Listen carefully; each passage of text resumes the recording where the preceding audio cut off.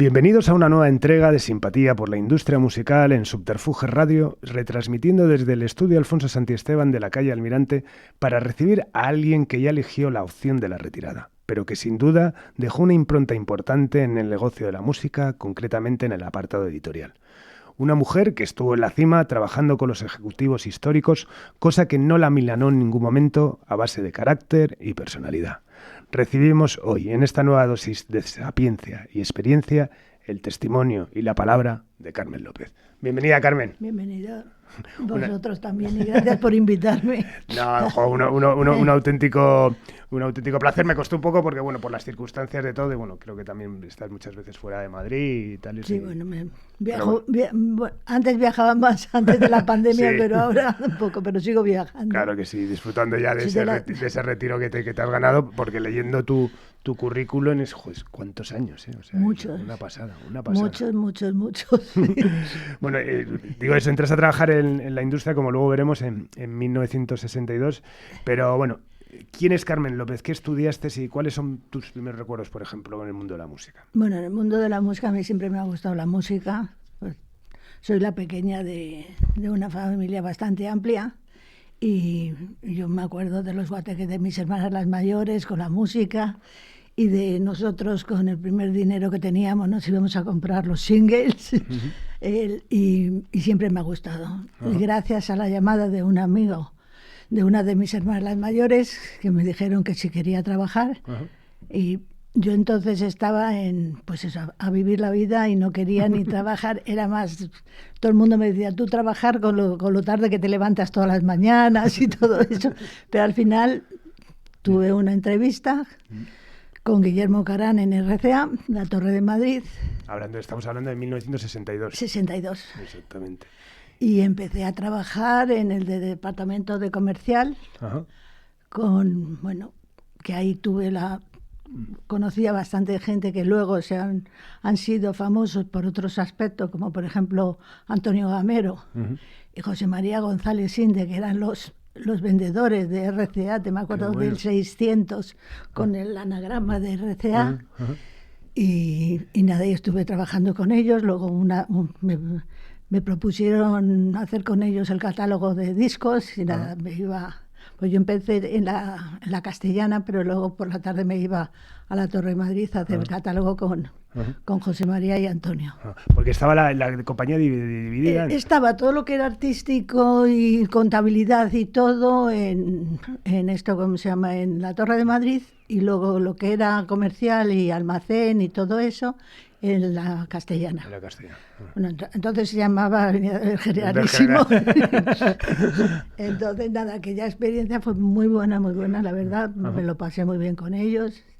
¿Y recuerdas qué discos vendías? ¿Cuáles en ese? Pues entonces había mucha música americana, uh-huh. italiana, uh-huh. Ya enfocado, me imagino, en ese momento era el momento que el Corte Inglés era había mucha tienda pequeña, porque incluso luego, no sé si... José María luego hizo una película con Garci, uh-huh. más o menos basándose en la vida de ellos como vendedores, porque ellos tuvieron un problema que pillaron a Antonio Gamero, pues me parece que fue Manuel Becerra, con el coche de la compañía lleno de propaganda comunista, y le pillaron a él. Entonces él tuvo que ir a la cárcel, y José María se salvó porque ha visto la mujer de Gamero a la mujer de José María para que sacaran todo lo que... Bueno. Y por ahí se salvó. Qué bueno. Bueno, Antonio Gamero, que fue luego un gran actor. Un gran actor. Y luego ellos, o sea, ya te digo, José María hizo una película con García, digo, pasa que no me acuerdo cómo se llamaba, que era más o menos basándose en la historia de ellos. Bueno. José María González Sinde, que luego, aparte de ser el padre de Ángeles González Sinde, fue un productor importantísimo de sí, cine. Sí. Importantísimo de cine. Qué bueno. Entonces, en aquellos tiempos luego estaba Tito Mora, bueno, una serie de gente, de los Martins, que me acuerdo ahora más o menos. Uh-huh. Alberto Cortés también tenía algo, empezaba. Uh-huh. Y un día pues me proponen pasarme al departamento artístico. ¿No? Qué bueno. ¿Y cómo surge eso? ¿Quién te lo propone? Pues me lo propuso, entonces había un director artístico que se llamaba Alfonso Gallego, uh-huh. que era como un poco de clásico un poco, ¿sabes? Pero bueno. Y empiezo a trabajar en ese departamento hasta que de repente vienen... RCA España pasa a control de Italia. Entonces viene aquí el presidente de la compañía, era Fanti, que estaba en Roma, pero le destinan aquí a España y cambian todo el departamento artístico. Meten a una persona que se llama Miracle, me parece que se llama Francesco Miracle, y él cambia toda la estructura del departamento artístico. Y entra a trabajar con nosotros L. Juárez. Ajá, vale, otro histórico. Otro histórico. L. Juárez, y por la parte internacional era Oscar Wember. Entonces yo me dedico, bueno, pues me encargan un poco también lo que era la censura, de llevar los temas a la censura, hacer las informaciones de etiqueta, todo un poco relacionado, pero al final éramos... L, Oscar, Irene y yo. Que eran también, ellos eran los ARs, o sea, un poco... ARs eran L y Oscar. Vale. Y Irene era la secretaria del departamento y yo pues más o menos haciendo, ya te digo, todo esto... Que en una época que también me imagino que a nivel de estructura estaría muy compartimentada, ¿no? Bueno, luego ya que tú viviste luego ya la industria más moderna, pero por ejemplo ahora ya se diluye lo que es marketing con lo que es comunicación. Entonces marketing nadie sabía lo que era. Te estoy hablando que entonces eran vinilos. Claro. Te estoy hablando de vinilos. Vale. O sea, se planificaba. Se planificaba, yo me acuerdo de las grabaciones, que las grabaciones había no me acuerdo la palabra que era el que llamaba a los músicos para hacer las grabaciones. Había los arreglistas, que eran los que hacían los arreglos para la grabación. Y se grababa en un sitio, por ejemplo, en el estudio me parece que era por el Paseo de las Delicias, había un estudio y ahí la música y luego la parte vocal se grababa en otro sitio. Era todo como que ahora mismo, ya te digo, yo es que estoy hablando de la prehistoria, pero yo creo que ahora mismo creo que soy la más antigua del lugar. ¿Y recuerdas algún artista que fichase? Sí, en ese momento nosotros, L fue el que descubrió a Luis Eduardo Aute. Y ahí pues estábamos entusiasmados con Luis Eduardo, que grabó su primer single, que era Don Ramón, y ¿cómo se llamaba? Rojo sobre Negro, eran las dos, un single, y ahí fue el comienzo de Luis Eduardo. Y la Torre de Madrid, que luego fue donde estuvo CBS también, era el mismo... Sí, porque CBS lo estaba distribuyendo entonces Hispavox. Ajá, vale. CBS lo distribuía Hispavox. Entonces ahí estuve, luego también Maritrini, también grabó con nosotros, María Hostiz... Claro, estamos hablando de una época más, había un montón de compañías, ¿no? Muchísimas. No se hablaba todavía de multinacionales. No, éramos, pues eso, era RCA, Warner tampoco, Warner estaba distribuido por Hispavox, ¿qué más? Virgin no existía, Branson todavía no había hecho nada. O sea, era una época, pues eso, que había... Era muy importante las locales, como era Zafiro, Novola, que tuvo una época maravillosa de grupos, y Hispavox, que era muy importante, que también distribuía catálogos muy importantes, como era Warner o era United Artists. Y explotabais el catálogo internacional de RCA también, claro. En RCA explotábamos mucho. Explotábamos, entonces tuvimos el comienzo de Tanla Motown. Qué bueno. Con The Four Tops. También de una compañía que se llamaba Wingate, que eran los que llevaban a Mamas and the Papas, a Scott McKenzie, con San Francisco. Bueno, fue una época la verdad la música entonces era...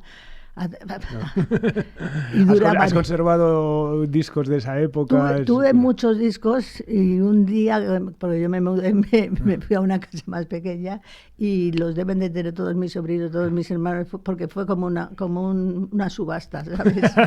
Una subasta. Y todavía tengo muchos en casa, pero me los pasé a CD.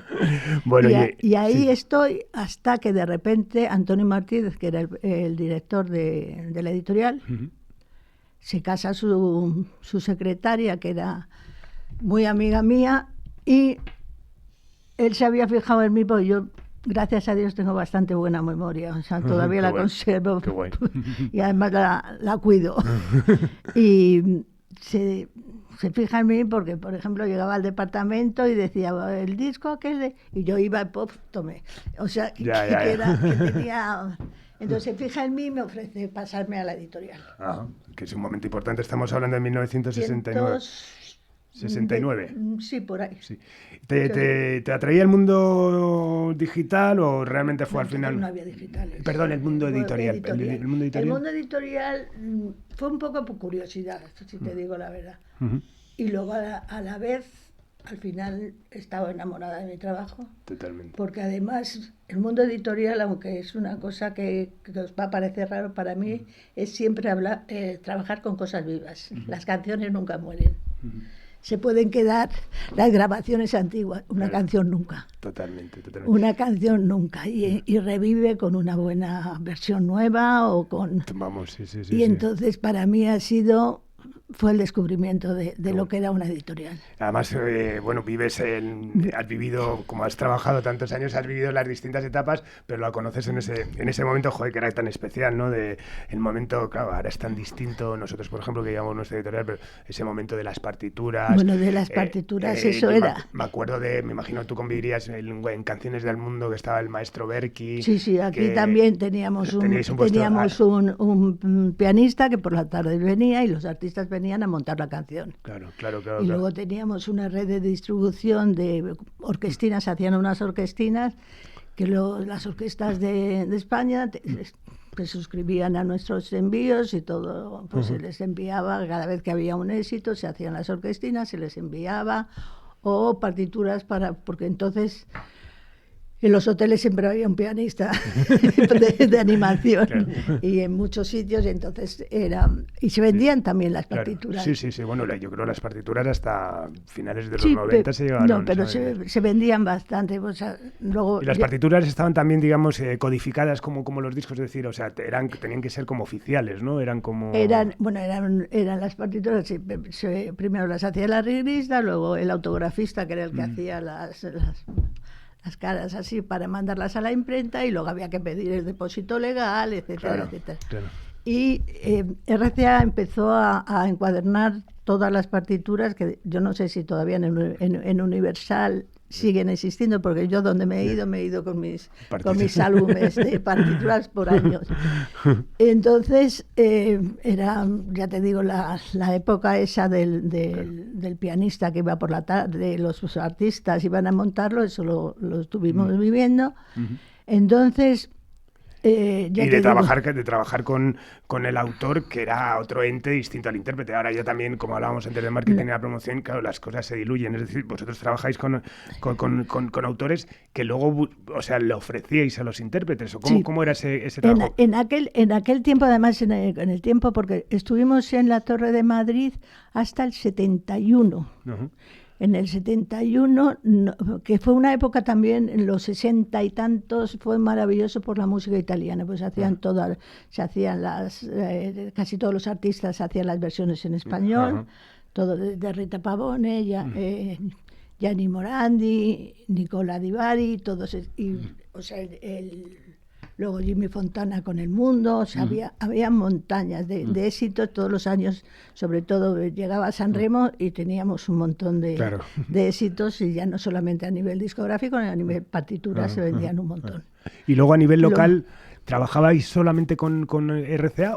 No, trabajaba con mucho, porque además yo la parte autoral yo la he respetado mucho, porque muchas veces dices, bueno, es que luego ellos tienen otra manera de ganar, pero hay muchos autores que viven de sus canciones. Totalmente. Que solamente son autores, y de hecho Perales empezó así. Perales, yo me acuerdo, un primer tema que hizo para un artista que se llamaba Jacobo, entonces él se dedicaba a hacer canciones, pero no era intérprete. Era la única entrada que tenía, era Sí, sí. La parte esa. Sí. Y yo, de verdad, siempre al autor lo he respetado muchísimo. Sí. No, es una figura que, claro, ahora las nuevas generaciones no lo entenderían, ¿no? Ese Luis Gómez Escolar, ¿no? Que al final eran grandes autores, ¿no? Sí, que sí. hicieran algún pinito artístico, sí, ¿no? Pero muchos, es que hay infinidad. El mismo Manuel Alejandro. Total. Manuel. ¿Y con qué autores recuerdas trabajar ahí en RCA? Pues en RCA hemos... porque luego fue uno de los primeros, yo creo, compañías que empezaron a hacer contratos exclusivos, como era Fernando Arbés, como era Manuel Alejandro, como era Armenteros, Herrero, Jean Bautista Humet. Había muchos que teníamos, que hacíamos contratos y hacíamos eso, luego ofrecíamos los temas. Entonces también empezó en esa época un poco lo que era la sincronización de meter en películas, de meter en publicidad, y empezó a cambiar un poco lo que era la editorial. Por ejemplo, luego también empezó la moda de las discotecas, que me acuerdo que hacíamos unos discos que estaban todas las canciones fusionadas. Sí.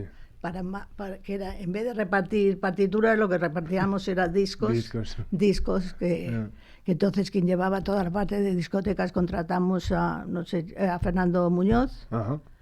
Que era el que iba por las discotecas ofreciendo, sea, regalando los discos para poder conseguir derechos de ejecución mecánica.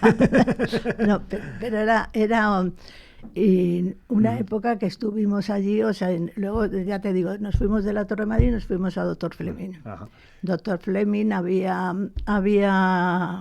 era un patio, que era donde estaba antes el Economato Americano, que entraba por Carlos Maurras, y estaba el estudio de RCA, había un estudio de grabación y estaba también el almacén.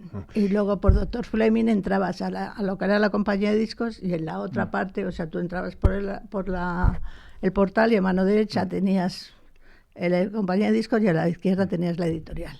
¿Y tú tenías, por ejemplo, una base de canciones ya grabadas que era lo que luego se ofrecía a intérpretes, o de repente aparecía, no sé, X artista, decía, quiero repertorio para mi disco? Exactamente, íbamos dándole, tenías reuniones con ellos, te sentabas y empezabas a poner canciones, y entonces ya de lo que ellos más o menos creían, les hacías ya una cintita y se la llevaban para organizar o para lo que fuera. Qué bueno. Entonces, ¿Y cómo eran los contratos de esa época? ¿Qué recuerdas? Bueno, me genera la época del 50% del 50%, sí, ¿no? Normalmente era 50-50. ¿no? Bueno, sí, había momentos que sí eran negociables, o sea, dependía. Es que todos los contratos siempre es un toma y daca. Totalmente, sí. Es un toma y daca, y entonces, pues yo creo que nunca he engañado a nadie, porque, por ejemplo, cuando me venían que querían luego hacer coedición con la SER, yo decía... ¿no? Yo soy de las que no, si tú quieres, o sea, te lo digo para que no firmes conmigo y luego... Sí. No, a ver, los contratos esa parte no puedes engañar a nadie le pones una pistola en la cabeza exactamente. O sea, y eran pues el tipo de contrato que luego fue cambiando. Luego también se fue muchos artistas grandes, o sea, autores grandes, montaron sus propias editoriales que luego las administrabas, las coeditabas o según a lo que llegabas con el autor. Y luego catálogo internacional también. Catálogos internacionales. También, editorialmente también lo trabajabais allí, ¿no? Trabajábamos mucho con los catálogos internacionales. Hacíamos muchas versiones, luego, por ejemplo, tuvimos muchísimos éxito porque tuvimos un contrato, estando en Dr. Fleming, con Henry Belolo, el productor francés, que era grande, exactamente, de Village People a Diana Ross, a un montón de artistas grandes. Bueno, y en 1972 te vas a Estados Unidos. En 1972 me voy a Estados Unidos. ¿Pero a nivel formativo, a trabajar? No, me voy a inglés, a practicar el inglés, y me estoy... O sea, digamos que coges una especie de excedencia. Pido una excedencia, pensando que a la vuelta, pues a lo mejor mi vida va a cambiar o no va a cambiar, y vuelvo y empiezo a trabajar, o sea, ya no era tan trabajo administrativo, sino que ya Antonio, que es el que me ha enseñado toda la parte editorial, o sea, ha sido mi maestro. ¿Y en Estados Unidos no tienes contacto ahí con el sector para nada? Nada. O sea, para nada. Es lo que es clases. Y pasarlo bien, y nada más. Claro, me imagino el año 72 que ir a Estados Unidos debía ser la leche. Y pasarlo bien. Entonces vuelvo y empiezo a trabajar ya a nivel con la editorial, pero ya como segunda de a bordo. Ajá. ¿Y quién era el que la dirigía? ¿Era? Antonio Martínez Hernández. Uno de los grandes, cuando empezó, pues grandes, estaba Augusto Alguero, estaba Manuel Salinger de Música del Sur, y yo creo que nadie más. Bueno, la experiencia de todas formas americana me imagino que también te serviría, ¿no? Para refrescar muchas cosas y como, ¿no? Sí, pero yo me acuerdo cuando estuve en Estados Unidos, fíjate, sí me acuerdo la sorpresa mía de poner la radio y oír el himno a la alegría de Miguel Ríos, que estaba número 1 allí. Claro, qué bueno. O sea, fue una reacción como muy, ¿sabes? Sí. Como, ¿qué hago yo aquí oyendo a Miguel Ríos? Pero... ¿Y estabais en esa Dr. Fleming? ¿No? Estábamos en Dr. Fleming hasta que en el 79 exactamente me llama José Luis Gil, de Hispavox, que quiere hablar conmigo. Ajá. Entonces, nada, voy a Hispavox a ver qué es lo que quiere hablar conmigo, y me dice, bueno, que quiere que lleve la editorial de Hispavox, que... Entonces había una persona que se llamaba Manuel Regueiro, que trabajaba por la mañana en Sky y por la tarde iba a la editorial. Y era pues un poco, la editorial era un poco como... Oye, pues además sería un gran catálogo, ¿no? Porque, era un catálogo, porque además en Hispavox sí que tenían la historia que cuando se firmaba artista tenían que firmar editorial. Sí. Era una, ya sabes que era una compañía familiar. Ajá. Y te vas allá y aceptas la oferta y te vas a... Tengo dudas, pero de repente ocurre algo que de repente digo, me voy. Me voy porque de repente me planteo que mi vida en RCA me gustaba mucho, pero de ahí no iba a pasar. Claro. Y era un paso de decir, bueno, a ver si soy capaz de llevar una compañía yo sola. O sea, capaz, por lo que me estás diciendo, es llevarla y organizarla, ¿no? O sea, que hasta ahora había sido un poco una rama necesaria, pero no una prioridad, ¿no? Me imagino, entonces, nada, lo hago. tomo el paso y me voy a Hispavox. Y para mí fue la época más bonita de mi vida. O sea, sí. De ahí he sacado muchas cosas buenas. Por ejemplo, mis dos grandes amigos vienen de ahí. Ajá. ¿Y qué equipo tenías? ¿Qué estructura montas? Mira, empezando, la persona que iba a discotecas era el cuñado de este señor. Y era un señor, pues eso, que encima, eso de que fuera una mujer a mandarle, como que no le sentó muy bien. ¿Sabes? O sea, era como... Sí. Y yo a ese me le quité enseguida porque además me decía, no, pues esto yo no lo hago. Digo, no lo vas a hacer porque súbete arriba que te van a dar el finiquito y ya está. Y cambié, modernicé un poco lo que era la editorial Hispavox. Y ya tenías, o sea, había una estructura como parecida a es decir, el departamento de AR... No. Vale. El AR era yo. Vale. la R era yo. Tú eras el departamento de sincronizaciones. Yo era el departamento de sincronizaciones. Había un departamento, porque entonces date cuenta que al no haber digitalización ni nada, ni lo que era informática, las liquidaciones y todo se hacían a mano. Claro, sí. Y ese departamento se llevaba bastante gente. Claro.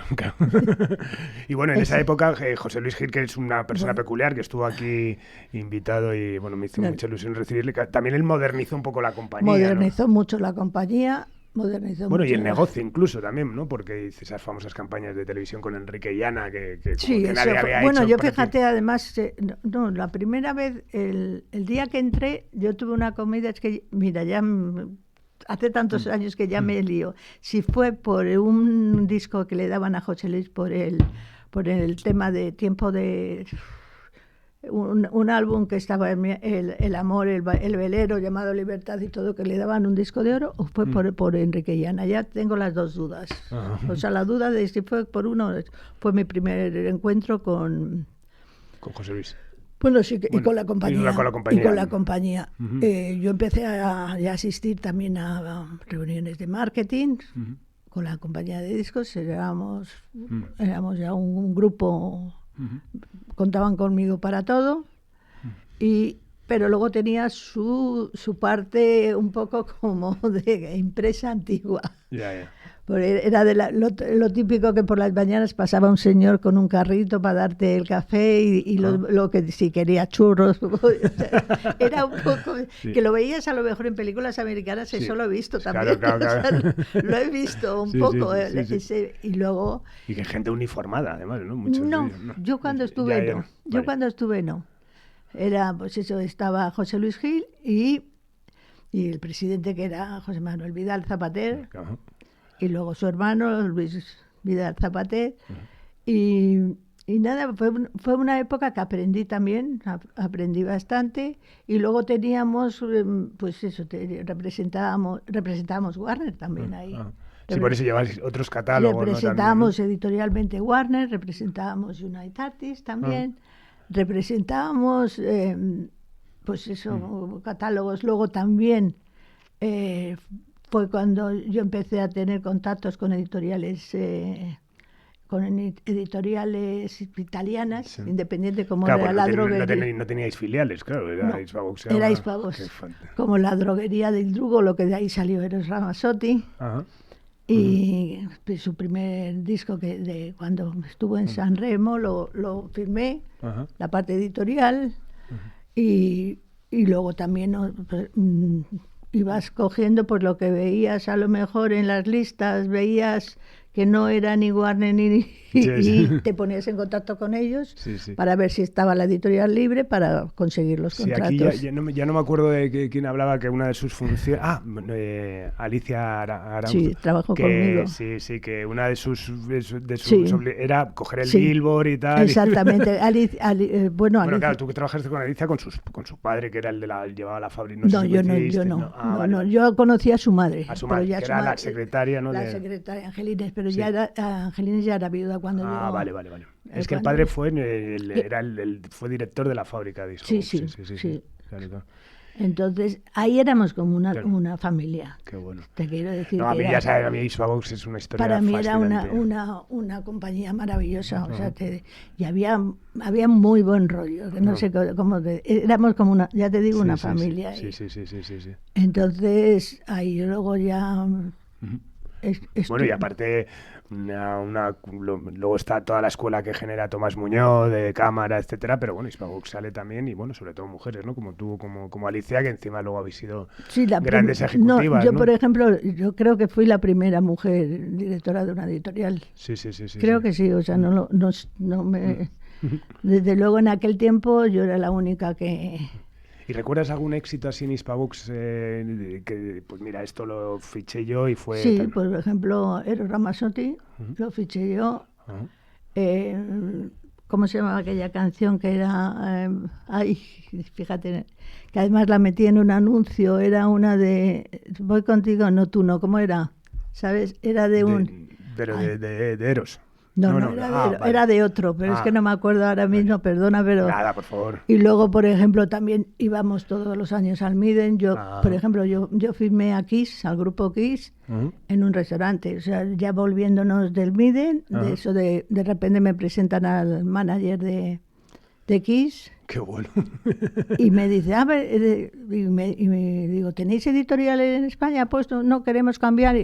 Y ahí más o menos hablamos y firmé con ellos. Qué bueno. O sea, fue Porque ellos tenían igual la editorial solo para Estados Unidos y... Era la editorial, claro. O sea, pero luego ellos, había muchas compañías que iban buscando subeditores en todo...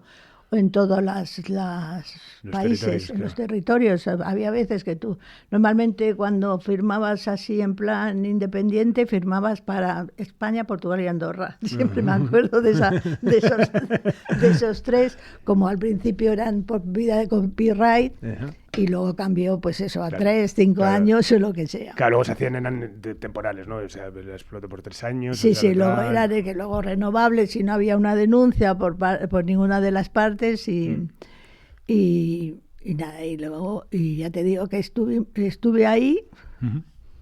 hasta que de repente empiezan los rumores De las fusiones. O de las fusiones, las compras, ¿no? de que nos compraban EMI, Ajá. de que nos compraba EMI. Ajá. Entonces, pero a nosotros no nos habían dicho Nada. nada. Lo sabían unos pocos, Sí. pero nada más. No, no. Entonces yo ya un día me bajo a ver a Vidal Zapatero y digo, bueno, ¿qué pasa? Porque yo es que me siento una mesa con un numerito dentro del inventario. Sí, claro. No se preocupe, no se preocupe. Y esa misma tarde me llamó Luis Aguado, que era entonces el presidente de EMI, a su despacho, que estaba en Plaza de Ramales. Ajá. Y nada, fui y me dijo que tranquila, Contaban contigo. que yo me iba a quedar con la editorial de las dos compañías. Ajá. Y que entonces estaba en la editorial Abelino Esparza, pero que él pasaba a director de Hispavox. Ajá. Porque Hispavox y EMI estuvieron un tiempo separados, cada uno trabajando. Sí. Y eso, entonces tú llegas tú tienes tu catálogo de Hispavox y te llega todo el catálogo de EMI y Todo. ¿directamente los fusionas o durante un tiempo conviven los dos? Durante un tiempo están separados. Ujú. Es más, yo cuando a mí tiré bastante de Hispavox cuando íbamos al Miden, yo tenía mis reuniones con mis catálogos de Hispavox, que tenía que ver y luego también con las reuniones con los de EMI. Ah, vale. O sea, yo ahí distribuía bastante. Ajá. Y EMI se va, toda la estructura la va a Torrelaguna, ¿no? Entonces, la parte editorial sí. también, La sí. parte editorial sí, se viene todo conmigo. Hay gente que viene a trabajar conmigo. Yo, por ejemplo, tiro de la secretaria que tenían en EMI. Ujú. Pues además, yo la que tenía era una de Hispavox que no hablaba inglés y entonces ya me cojo que esta chica duró poco, pero había una amiga que, bueno, ya me pongo organizo un poco lo que es la editorial, ya nos suben arriba porque nosotros estábamos en el piso de abajo y ya necesitamos más espacio ya. Y empiezo a trabajar con toda esta gente, por ejemplo, con el catálogo de EMI tenían, por ejemplo, a Stevie Wonder. Ujú. Qué bueno. Creo, ¿Y cómo se vive, que luego lo volviste a vivir, cómo se vive una fusión así? Es decir, me imagino que el aspecto humano, porque al final una fusión implica que donde hay dos sobra uno, ¿no? Entonces, ¿cómo lo recuerdas? En aquel tiempo... Y sobre todo, siendo, como decías, una empresa tan sí, familiar, ¿no? Lo de entonces lo llevé mejor. O sea, lo de Hispavox fue más fácil. De hecho, a mí, por ejemplo, EMI me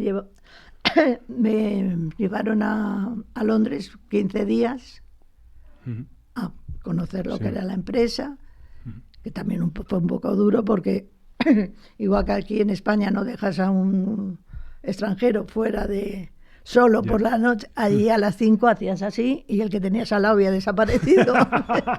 Había desaparecido. O sea, y me pillaron fines de semana que yo siempre lo digo, yo al cine no he ido nunca sola, nada más que en Londres. Porque es que llegaba ya un momento que ya no sabías lo que hacer. Pero la verdad es que fue una gente que me aceptaron muy bien. Y como siempre con la parte italiana me llevaba muy bien. De hecho, entonces hacíamos viajes internacionales. Yo como llevaba Hispavox y EMI, yo me acuerdo un año que tuve que hacer un viaje que empecé por todo Latinoamérica y luego me encontraba en Nueva York con el italiano para hacer la parte americana ya en plan de contratos serios. Sí, como de, sí, sí. Y fue una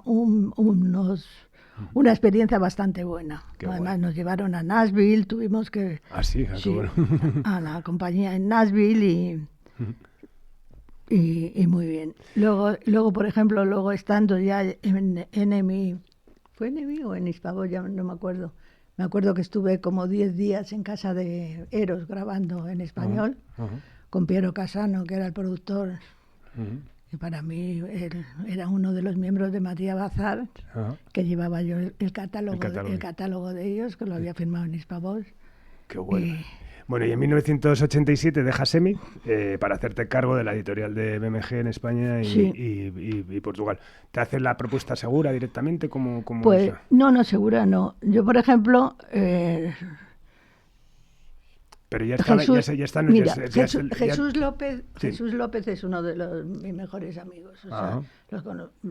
En Hispavos, cuando digo dos amigos en Hispavos, fueron Jesús López y Rosa Lagarrigue. Vale, los dos han estado aquí, o sea sí, que bueno. Los dos, o sea, los sí. Y de hecho seguimos, o sea, te quiero decir que yo ya llevo 11 años retirada y seguimos, pues eso. Siendo amigos, qué bien. Siendo muy amigos. No amigos, muy amigos. Sí. Yo cuando iba a Miami, cuando iba de trabajo, estaba en el hotel, pero luego siempre, al final me iba a casa de Jesús unos días para estar con mi amigo. Entonces surge por Jesús Entonces, López. Jesús López, porque Jesús López siempre que me ha dicho, cámbiate, luego él se ha ido. ¿Sabes? Sí. Y siempre está con esa broma, ¿sabes? O sea, que te llamas señal de que sí va ahí, ¿no? No, entonces nada, yo entonces no estaba contenta, no por la parte editorial, sino por la persona que estaba en discos, que no tenía ningún respeto hacia la editorial y menos hacia mí. Entonces estaba un poco harta de tener que estar... Y a través de Jesús me llamó José María Cámara. Vale. Me llamó José María Cámara, entonces estuvimos hablando, me hizo la oferta, porque entonces se quería jubilar Antonio Martínez, el que es mi profesor, el que se iba a jubilar. Entonces, bueno, pues después de 2 o 3 reuniones, acepto. Y paso a BMG. ¿Y cómo era convivir una editorial como BMG con dos compañías como eran Ariola y RCA, ¿no? Entonces yo creo que estaban todos juntos. Fíjate. Estaban juntos, vale. Estaban todos, era cuando Jesús era el gerente. Y no había como se hizo luego la división entre Ariola y RCA. Vale. Eso fue después. Vale. Eso fue después de que Jesús se va a México. Es cuando dividen los sellos. Dividen los sellos, pero al principio era Jesús López con su equipo de promoción, de promoción, y luego tenía los ARs, que era uno local y el otro internacional. Pero, o sea, lo que era la editorial era completamente autónoma. La editorial era autónoma, era totalmente separada. Era de Westermann, del grupo Westermann, pero nosotros teníamos nuestro presidente, que era Nicolas Ferz, que era un monstruo de la editorial, era nieto del fundador de Chappell. Y además que cuando yo llegué hacía poquísimo tiempo que habían empezado a poner más atención a lo que era la editorial. ¿Sabes? Porque yo entré, me parece que fue en septiembre, y Nick le llamaron en octubre, ¿sabes? O sea, casi fue eso. ¿Y tú, o sea, reportabas internacionalmente a Bertelsmann? A Nicolas Ferz. Yo, por ejemplo, los presupuestos... ¿Y qué acuerdo tenía con lo que era RCA Ariola? O sea, era como... No, lo que era la compañía de discos, a mí, por ejemplo, por los servicios que me daban, se quedaban un tanto por ciento primeramente sobre los ingresos, y al final yo dije que eso no tenía lógica, porque si teníamos un año maravilloso, no sé por qué nos iba a costar más los servicios ¿sabes? Y entonces aquello se cambió un poco. Pero luego, ¿qué pasaba? Que cuando tenías que ir a probar los presupuestos, que ibas pues yo estaba yendo a Nueva York, dependía de quién era mi jefe, porque cambiaban. De repente España pertenecía a América y otras veces a Europa. Pero bueno, entonces íbamos normalmente siempre, porque hacían la revisión de presupuestos, era tanto para discos como para editorial, aprovechaban el momento latino, y entonces íbamos casi siempre juntos a Nueva York o a Londres. Y en 2000... sí. No. Entonces estamos ahí entonces ya Nick hace una un grupo de editores ya empiezan a nombrar gente en cada país. Ajá. Y empezamos a tener ya reuniones internacionales y a tener bastante conexión entre países con países, ¿sabes? Claro. Para explotar la música tanto de unos como de otros. ¿Cómo se hacía estamos hablando del mundo, pero Internet, ¿cómo era ese contacto? ¿Teníais como a reuniones, digamos, os enviabais las cosas que ibais editando? No. Teníamos reuniones presenciales, se hacían en reuniones, pues eso, en España, en Francia, en Alemania, una vez estuvimos en el Oktoberfest de Alemania. Ajá. O sea, siempre era presencial, y ahí lo que hacías era presentar lo que tenías más o menos, luego todas las semanas te tenías que mandar los charts. Los charts, todos los meses hacías como una especie de carta en el que informabas de todo lo que los números unos que habías tenido, lo que estaba pasando en el país, los discos que habían vendido más, el IPC, todo con una explicación de cómo iba cada país. Y así tenías un conocimiento bastante real de cada sitio.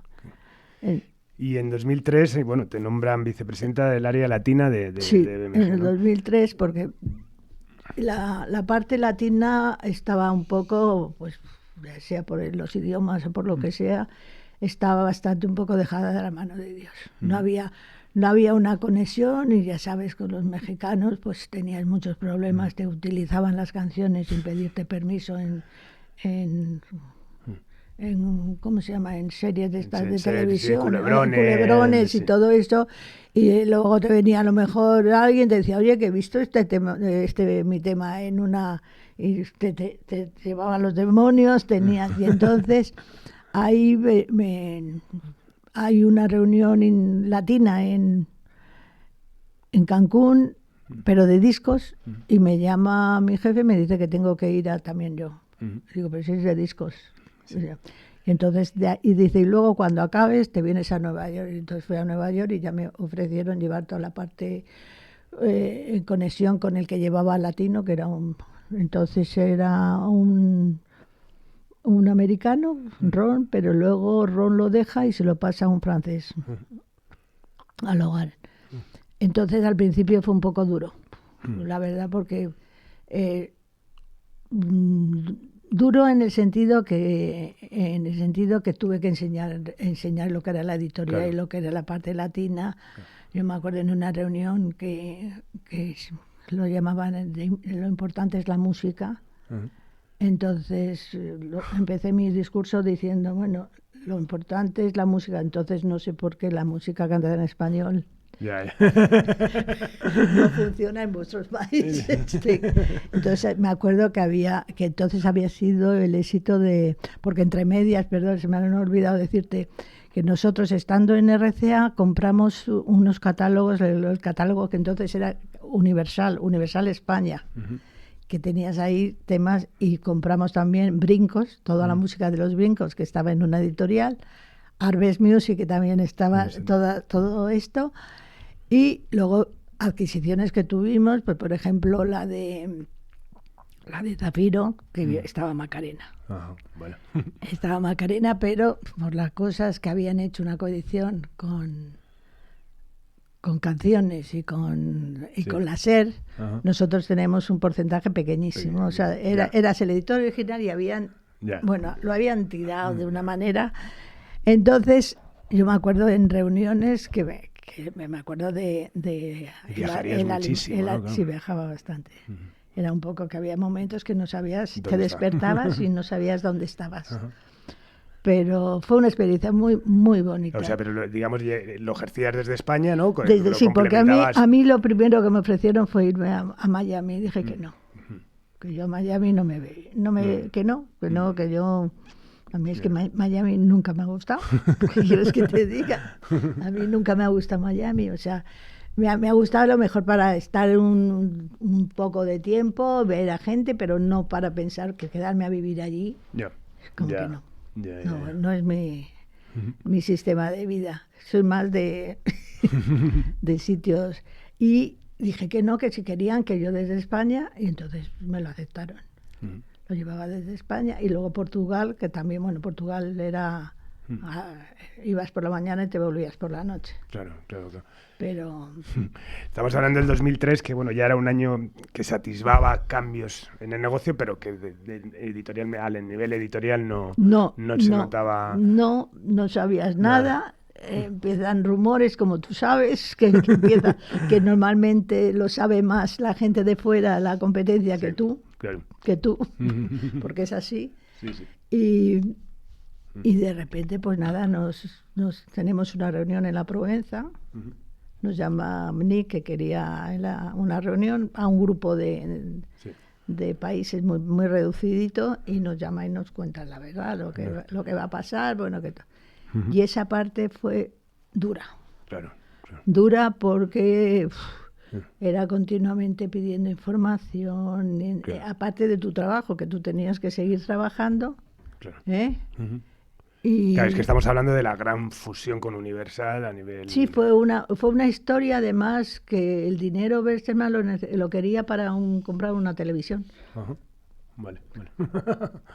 Entonces decidieron vender, porque la editorial ha dado mucho dinero a la compañía. Hemos tenido, la verdad, tuvimos una época maravillosa, porque igual que antes, ya te digo que tú te tenías que buscar la vida a base de ponerte en contacto con editoriales extranjeras para subeditarlo aquí. Se forman los departamentos internacionales de todas las compañías, en el cual se dedican a fichar grandes para todo el mundo, y nosotros tenemos esa representación a través del Departamento Internacional de BMG. Léase Neil Diamond, léase Villis y muchos más. Es más, yo me acuerdo que yo había firmado a Lorena McKinnon, pero además de esas cosas que no, la verdad es que he tenido suerte en mi vida en ese sentido. Por eso es que recibes una llamada que quieren comer contigo, y era Lorena McKinnon, y me dio el catálogo para España, España y Portugal, a un porcentaje maravilloso. Pues a lo mejor te estoy diciendo 70-30, una cosa así. Y de repente me viene Internacional diciendo que han firmado a Lorena McKinnon y que el porcentaje es 85-15. Y le digo que de eso nada, que mi contrato todavía está en vigor. Está en vigor y es 70-30.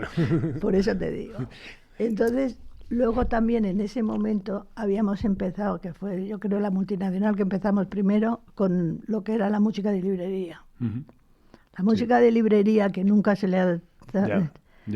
Nunca se le ha prestado atención. Es la gran amenaza cuando a mí como pequeño editor que soy, cuando me dicen, no, quiero esta tal, no, es que tal, si no pongo una de librería. No, por eso te digo, es que a mí me empiezan a decir que me tengo que meter, porque Nick veía muy bien todos los negocios, y que me tengo que meter en música de librería. Y yo me daba una pereza, Carlos, claro. Porque tenías que buscar a alguien la generarse, que supiera un poco de esto, que se metiera, total, que al final contraté a una persona que al final no me valió para nada, porque era un viva la Virgen, bueno. Entonces tengo la suerte que yo tenía entonces una secretaria que era muy inteligente, muy lista, y me dice que a ella le gustaría probar, cambiar un poco su estilo. Y le digo que vale, pues que si se atreve con la música de librería. Y ese departamento empieza a subir en ingresos, porque además es que es un contrato que es 50-50. Claro. O sea, que el margen que te deja es impresionante. Y claro, es lo que tú dices.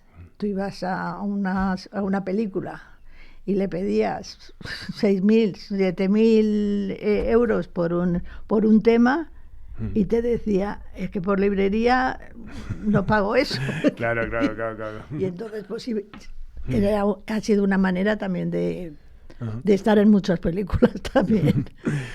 Y ese departamento, tengo que decir que fue uno de los que mejor me ha ido, y entonces en la época ya de BMG, la última parte, como la de Universal, La sincronización ha sido muy importante.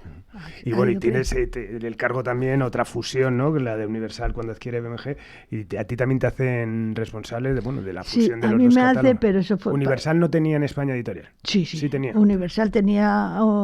Universal, date cuenta que era Polygram. Claro, es verdad. Era Polygram. Y tenía mucho catálogo. Claro, tenía mucho catálogo, y esa fusión para mí fue muy dura.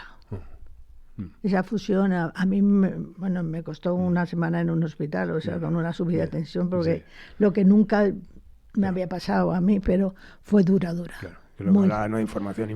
No, información, y luego, pues, lo que tú decías.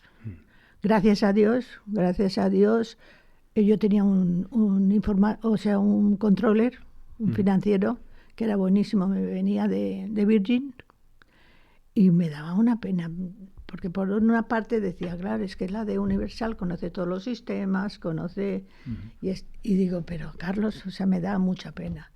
Y en ese momento tengo la suerte, que es cuando también se une BMG con Sony, y la editorial de Sony se desprende también de la compañía de discos, pero yo entonces sí ya tenía financiero personal, o sea, la editorial tenía su financiero, claro.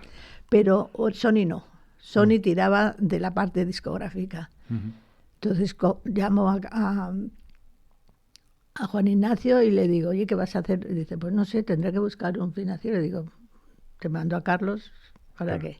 Y tuve la suerte que Carlos salió de BMG el 31 de octubre, y el 1 de noviembre estaba trabajando en Sony, que fue, pero por ejemplo, tuve que prescindir de gente. Claro. Y eso fue duro. Sí, hombre, después de lo que hablábamos porque antes, llevábamos mucho tiempo juntos, habíamos formado también un equipo bastante bueno, y fue muy duro. Y aquello me costó mucho. Y en un momento también que me imagino que también intuías, ¿no? O, digo, a nivel eso de la gente hablaba de que en el negocio había un cambio. Eso fue bastante claro, ¿eh? Sí. O sea, porque ya te digo, llevábamos desde abril. Ya, pero te digo también eso, digo, luego, ya en el propio sector, con el tema digital, la piratería. No, y sobre todo, ¿sabes lo malo? Que hablaban quién se iba a quedar y quién no. Entonces, luego tuvimos unas reuniones bastante desagradables, que no sé, cuando nos llamaron a Londres, yo no entendía nada. Yo no entendía nada de lo pues yo estaba acostumbrada a lo que era BMG, que no te dejaban, pues lo que te decía, tú ibas a cualquier país y no te dejaban sola en ningún momento. Siempre te habían buscado cenas, comidas, te organizaban una agenda. Y aquí es que ibas y te tenías que buscar la vida, que ya éramos todos muy mayores para hacerlo, pero bueno, era... Bueno, y ahí ya de esos 3 años intensísimos son lo que te deciden, ¿no?, a retirarte ya. Llega un momento que digo, yo creo que ya, porque además te voy a ser muy sincera, a mí por ejemplo, estando en BMG empieza la época del rap, y yo ya tenía muchos años y decía, yo es que no me veo, o sea, yo me acuerdo que tendría entonces para llevar todo eso a Andrea Mogliani, y yo decía, no me hagas ir porque yo no entiendo de esto. Además es que no voy a empezar a aprender. Y se lo decía, le digo, ¿a ti te gusta? Pues mira, claro. Que era una cosa que yo tenía en BMG. Yo en BMG, cada vez que llamaba a Nick Ferb, al presidente de la compañía, mira, tengo la oportunidad de firmar y siempre me decía lo mismo. ¿Tú crees en ello? No me digas más, fírmalo. Y aquí, en cambio, en Universal había que hacer unos estudios, había que hacer unos planes, unos targets. Sí. Y yo decía, pero si es que yo no sé nada de música, pero tengo esto. O sea, yo oía la música y decía, joder, esto va a ser. Sí. ¿Me llegaba o no me llegaba? ¿Me llegaba o no me llegaba? ¿Sabes? Y toda mi carrera ha sido a base de eso. Qué bueno. A base de eso, pues yo la primera vez que oí Contamíname, dije, esto va a ser un pelotazo.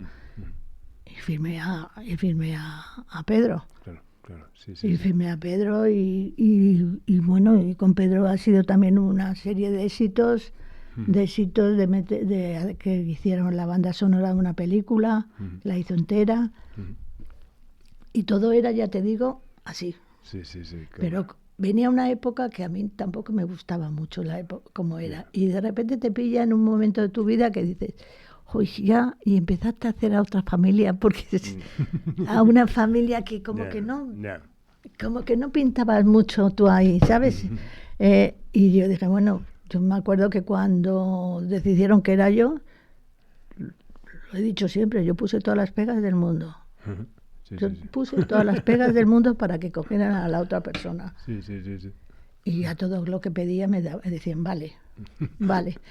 Y al final dije, vale, pero bueno. en el 10 lo dejo.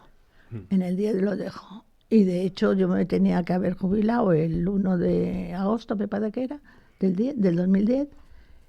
Y en enero ya vino Rafa, que Rafa yo lo tenía, era una de las personas que yo había contratado cuando llevaba Latino en BMG para Miami. Y llegué, estuve un día con él y le dije, mira Rafa, lo que es absurdo es que yo venga aquí todos los días a vernos de la cara de uno enfrente de otro.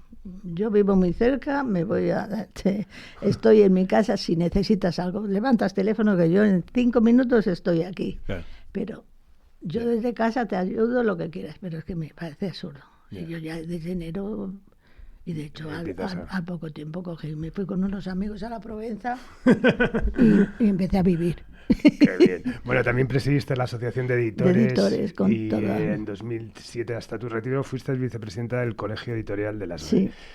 Por cierto, pregunta obligatoria, ¿cómo ves las SGAE? ¿Cómo has vivido todo lo que pasó?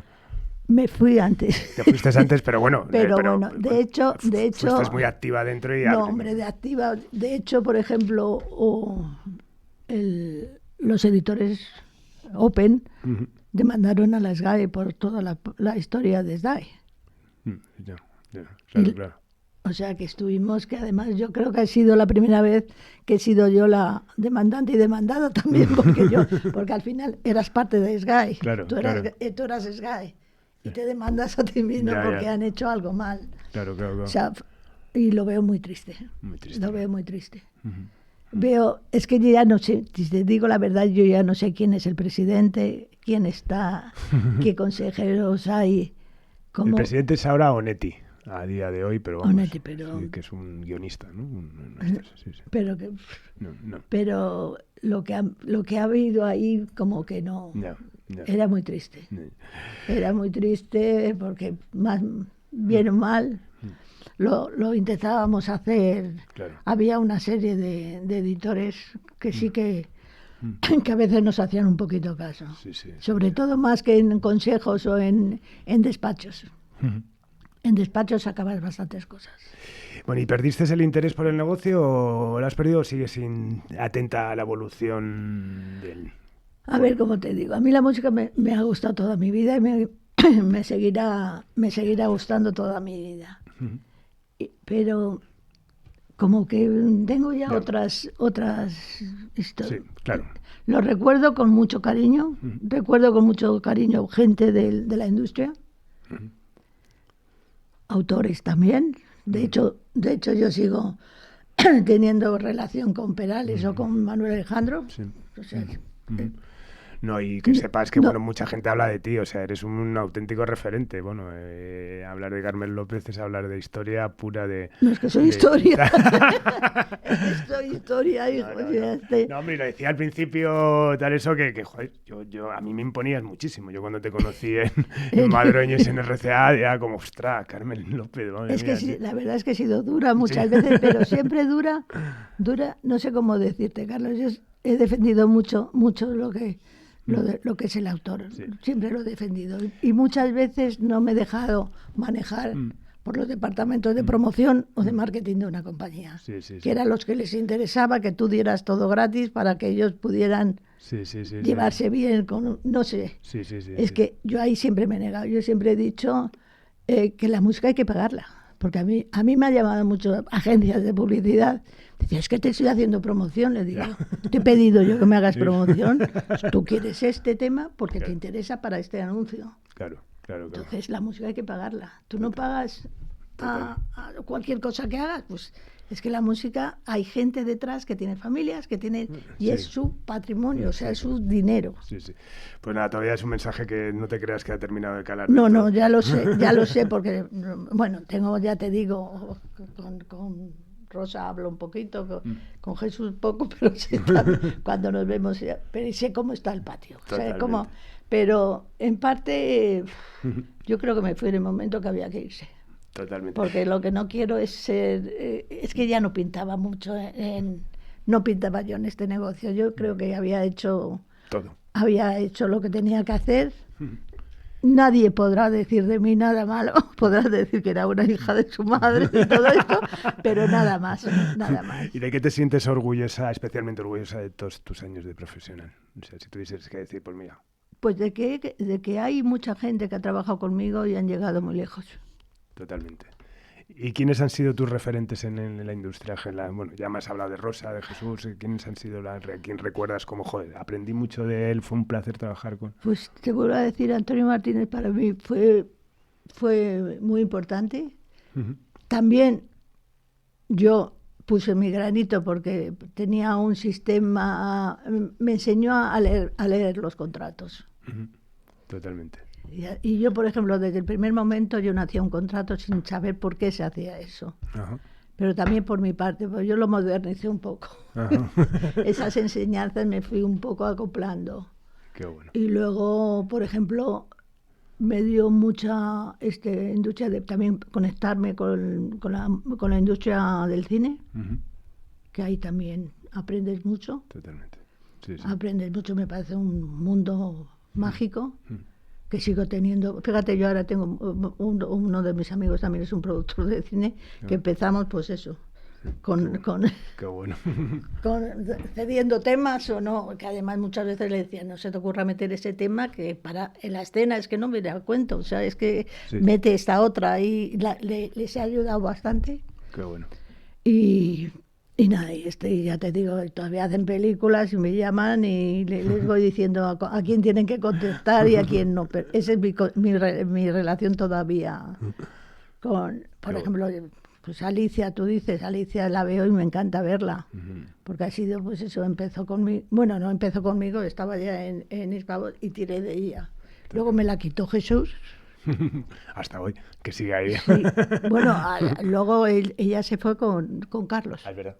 Ella se fue con Carlos. Sí. O sea que... Bueno, se ha hablado alguna vez aquí, varias veces, de la ingratitud o la falta de reconocimiento por parte de los artistas con el trabajo que hacemos, ¿no? Las compañías. A nivel autoral también has sentido generar una falta de reconocimiento, es decir, hablábamos eso de los contratos, ¿no? Al final yo tuve solamente un encontronazo con una autora, pero fue y con otra que más o menos me vino para que le perdonara, no sé qué, porque estando conmigo había firmado con otra editorial y ahí sí que soy bastante dura en eso, pero no, yo la verdad es que además las cosas que pasan pasan y ya está, y ya a lo siguiente, totalmente. No merece la pena. Totalmente. Esta. Oye, pues nada más, Carmen, la verdad, un placer recibirte aquí y contar con tu enriquecedor testimonio, que bueno, que me hacía mucha ilusión y que bueno, ya lo has reconfirmado que era necesario tenerte aquí. Así que nada, de verdad, muchísimas gracias, Muchas Carmen. gracias a ti por haberme invitado. Y ha sido como un volver al pasado. Claro que sí, bueno, el pasado y que bueno, que sepas que para muchos es el presente porque bueno, tu carrera es un referente para muchas personas, entre las que me incluyo también. Bueno, pues muchas gracias. Gracias, Carmen. Vale. Nada más, apagamos las luces del estudio Alfonso Santisteban de la calle Almirante, cerramos esta nueva edición de Simpatía por la Industria Musical en Subterfuge Radio, como siempre con Laura Rodríguez a los mandos, y nos vamos con Ilumíname de Corizonas con De Pedro. Adiós.